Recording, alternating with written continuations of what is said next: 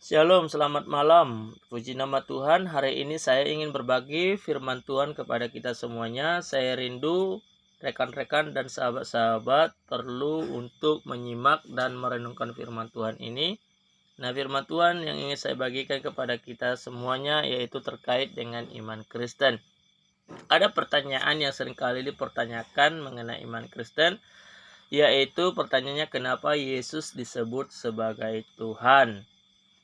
Kenapa Yesus disebut dan layak disebut sebagai Tuhan? Nah, ada beberapa alasan mengapa Yesus Kristus layak disebut sebagai Tuhan.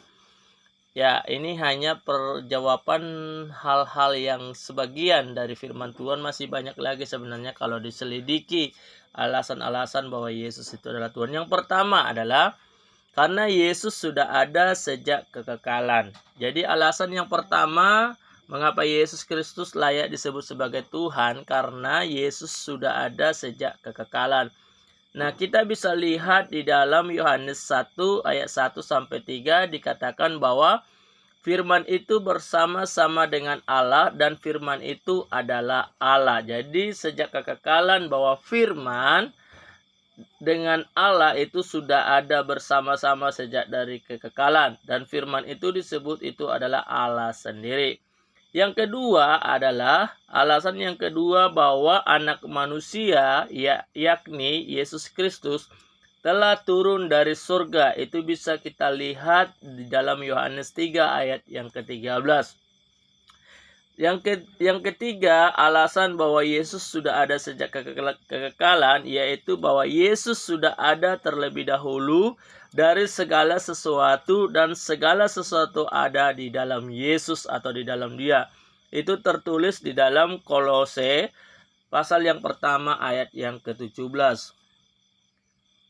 Alasan yang kedua kenapa Yesus Kristus layak disebut sebagai Tuhan, yaitu karena Yesus berkuasa di bumi dan di sorga. Ya, Yesus berkuasa di bumi dan di sorga. Alasannya, yang pertama adalah kepada Yesus telah diberikan segala kuasa.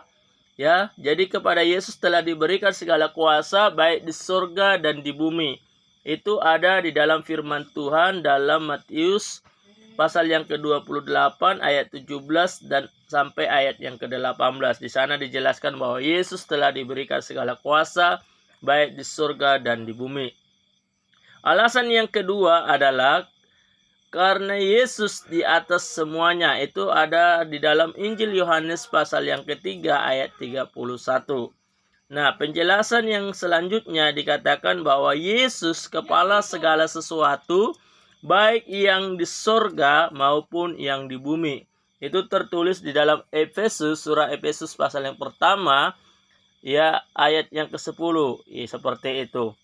Nah, alasan selanjutnya bahwa Yesus berkuasa di bumi dan di surga, alasan selanjutnya bahwa Yesus telah menciptakan segala sesuatu, dan segala sesuatu diciptakan oleh Dia dan untuk Dia baik di bumi maupun di surga. Itu ada tercatat di dalam surat Kolose pasal yang pertama ayat yang ke-16. Lalu penjelasan selanjutnya bahwa karena Yesus berkuasa di bumi dan di surga itu adalah Yesus memperdamaikan segala sesuatu dengan dirinya, baik yang ada di bumi maupun yang ada di surga. Itu tertulis di dalam surat Kolose pasal yang pertama ayat yang ke-20, ya.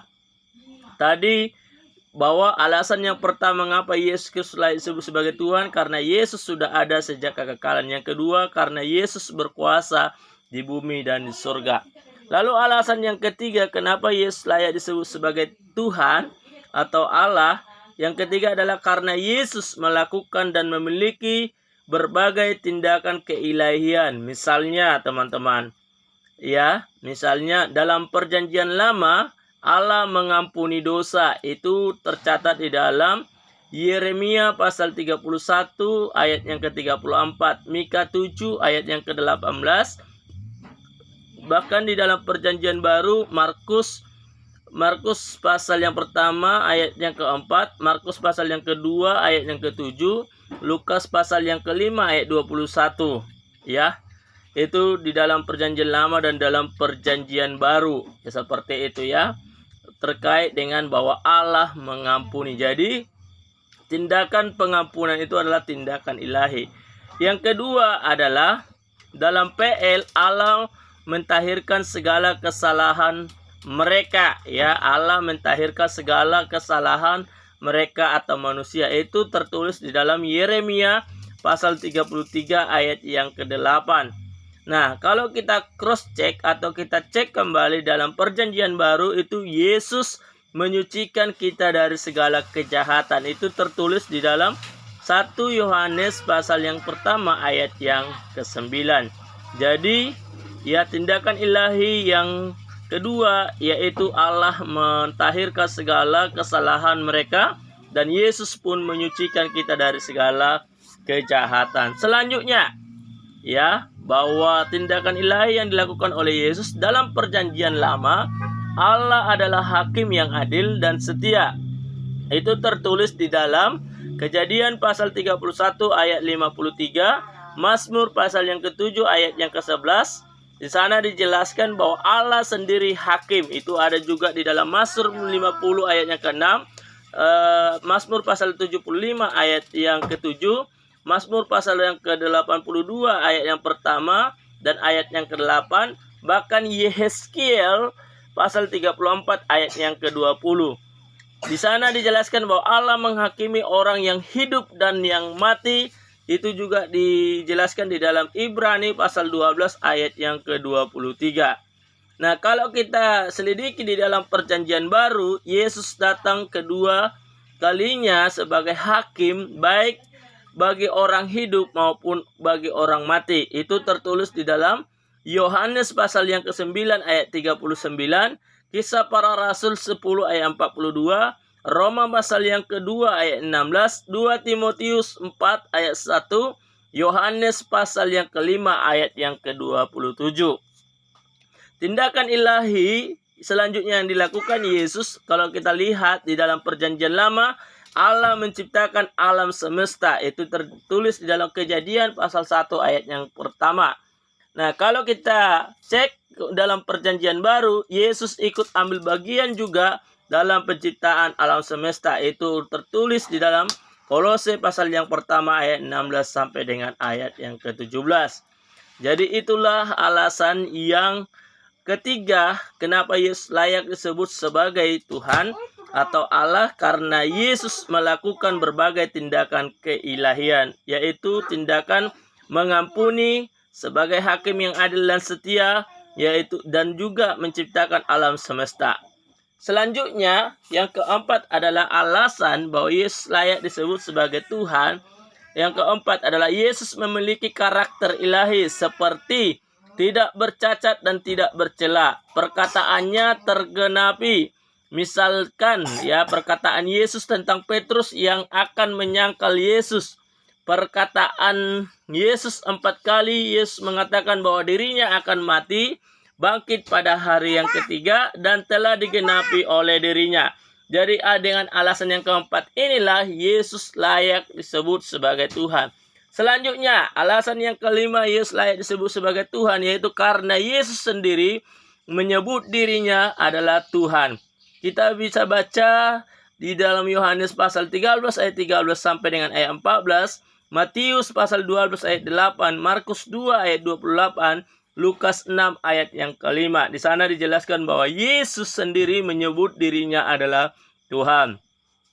Alasan yang keenam, Yesus layak disebut sebagai Tuhan adalah bahwa karena Yesus menyamakan dirinya dengan Allah. Bisa kita, nanti Bapak Ibu baca di dalam Yohanes pasal yang ke-10 ayat yang ke-30. Selanjutnya, Yesus layak disebut sebagai Tuhan karena Yesus adalah yang awal dan yang akhir, yang pertama dan yang terkemudian.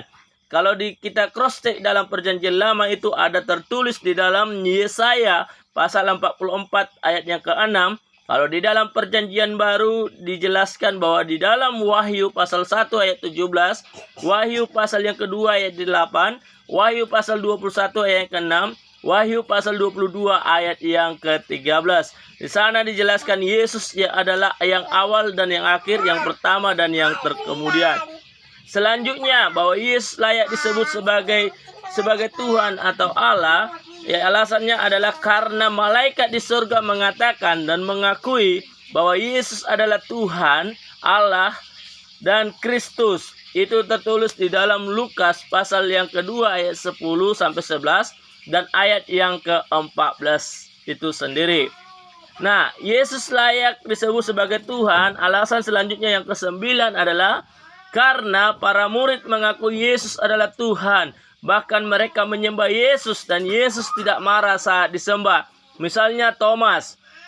Ada tertulis di dalam Yohanes pasal 20 ayat yang ke-25 dan Yohanes pasal 20 ayat 28 dikatakan Thomas menjawab dia, "Ya Tuhanku dan Allahku."